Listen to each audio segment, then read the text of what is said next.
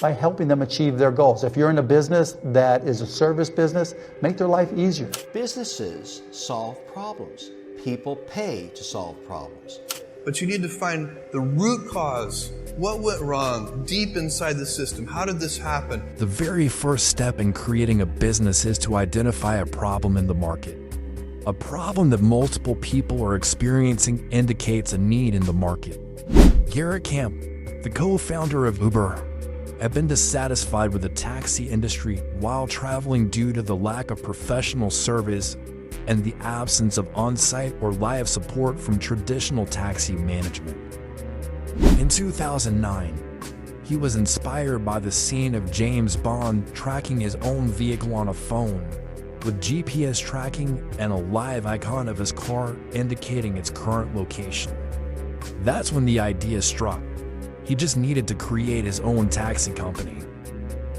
Camp got Travis Kalanick involved when they had an incident in France, where the taxi driver cursed at them in French and threatened to kick them out of the car. They were infuriated by the disrespect, igniting a fire in both of these young men. If you're a new company, then your product or service needs to be much better than theirs. It can't be a little bit better, because then you put yourself in the shoes of the consumer and they say, why would you buy it as a consumer? You're always going to buy the trusted brand unless there's a big difference. No, you've got to have something that you're good at. And if you're going to do it, you got to be the best at it.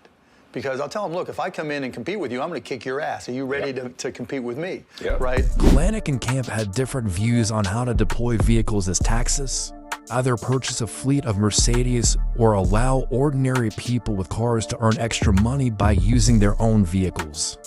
They finally agreed upon the latter solution. Thus, not only did they create a solution, but they also established another competitive advantage: no inventory of cabs and a low barrier for anyone with a car to join Uber as a driver. They indeed disrupted the market by introducing an efficient, optimized, and better solution, yet the way they positioned themselves as a business provided them enormous advantages. They didn't dispatch vehicles like the traditional taxi business model. Instead, they simply connected drivers on the road with customers who wanted to share a ride. They weren't a taxi company, they were just a connecting app. So the two founders, while creating the most disruptive product in a flooded industry and not even positioning themselves in the race by definition, are the best example of finding a problem that many people had, fixing the problem in the most fashionable way, and creating enormous advantages with their business model.